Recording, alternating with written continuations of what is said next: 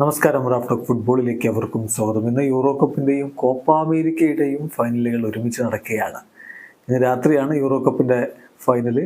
അത് ജർമ്മനിയിലാണ്.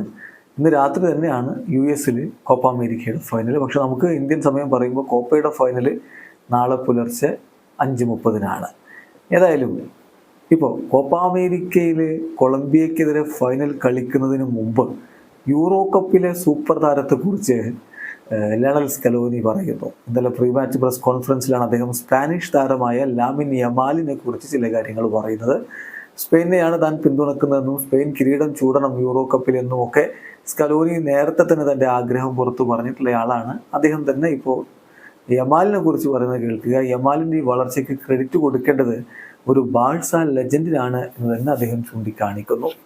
പലരും മെസ്സിയുമായിട്ട് ചേർത്തൊക്കെ യമാലിനെ പറയാറുണ്ട്. പഴയ ഫോട്ടോഷൂട്ടിലെ ഫോട്ടോ ഒക്കെ വെച്ചുകൊണ്ടൊക്കെ പലതരത്തിലുള്ള വാർത്തകളും അതുപോലെയുള്ള ആർട്ടിക്കിളുകളും വീഡിയോകളും ഒക്കെ നമ്മൾ കണ്ടു കഴിഞ്ഞു. എന്നാൽ ബാഴ്സലോണയുടെ മറ്റൊരു ലെജൻഡിന് വേണം യമാലിൻ്റെ ഈ വളർച്ചയ്ക്കുള്ള ക്രെഡിറ്റ് കൊടുക്കേണ്ടത് എന്നാണ് ലയണൽ സ്കലോനി പറയുന്നത്. സ്കലോനിയുടെ വാക്കുകൾ നമ്മൾ നോക്കിയാണ്. അദ്ദേഹം പറയുന്നു, ലാമിൻ യമാൽ തീർച്ചയായിട്ടും ഈ യൂറോ കപ്പിൽ ഒരു സ്പെക്ടാക്കുലർ എമർജൻസ് ആണ്.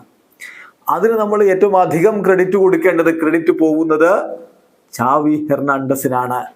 ബാഴ്സലോണയിൽ ചാവിയാണ് ഈ ചെറിയ പ്രായത്തിൽ ബാഴ്സയുടെ ജേഴ്സി അണിയാനുള്ള അവസരം ലാമിൻ യമാലിന് കൊടുത്തത്, സീനിയർ ടീമിൽ കളിക്കാനുള്ള അവസരം കൊടുത്തത്. പിന്നെ ഇപ്പോൾ ലൂയിസ്, അതായത് സ്പെയിനിൻ്റെ പരിശീലകന്, അദ്ദേഹം ആവശ്യത്തിനുള്ള അവസരം ദേശീയ ടീമിലും താരത്തിന് കൊടുക്കുന്നു. എന്തായാലും ഈ ഒരു പ്രകടനം വെച്ച് പറയുമ്പോൾ ഈ ഒരു യൂറോ കപ്പിലെ ബ്രേക്ക് ത്രൂ പ്ലെയർ എന്ന് പറഞ്ഞാൽ അത് ലാമിൻ യമാൽ തന്നെയാണ്. പിന്നെ ഇനി അങ്ങോട്ടുള്ളതാണ് ഏറ്റവും പ്രധാനപ്പെട്ട കാര്യം, ഏറ്റവും ഇമ്പോർട്ടൻ്റ് ആയിട്ടുള്ള കാര്യം. അദ്ദേഹത്തിൻ്റെ കാര്യങ്ങളിൽ ഇവരൊക്കെ, അതായത് അദ്ദേഹത്തോട് അടുപ്പമുള്ളവരും ദേശീയ ടീമിൻ്റെ കോച്ചും ഒക്കെ വലിയ കെയർ കൊടുക്കണം, അദ്ദേഹത്തോട് ഒപ്പം നിൽക്കുകയും വേണം. ഇവിടെ നിന്ന് അങ്ങോട്ട് ഇനി എന്ത് എന്നുള്ളത് വളരെ ഇമ്പോർട്ടൻ്റ് ആണ്. സ്പെയിനിന് ഭാവിയിലേക്കുള്ളൊരു വലിയ റിവാർഡായിട്ട് ഈ യങ് മാനെ വളർത്തിയെടുക്കേണ്ടതുണ്ട് എന്നുകൂടി ലയണൽ സ്കലോനി പറയുന്നു. വീഡിയോ അവസാനിക്കുന്ന ഫുട്ബോൾ ലോകത്തെ കൂടുതൽ വിശേഷങ്ങളുമായി റാഫ് ടോക്സ് വീണ്ടും എത്താം.